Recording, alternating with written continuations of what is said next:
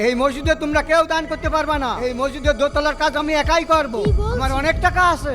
আর ওই দান বাক্স, এই দান বাক্স আমি ফেলে দিলাম। দাদু হুজুর কি পাগল হয়ে গেল? আর যে এই মসজিদে দান করতে আসবে তার হাত আমি ভেঙে ফেলা দেবো। যাও তোমরা এখান থেকে।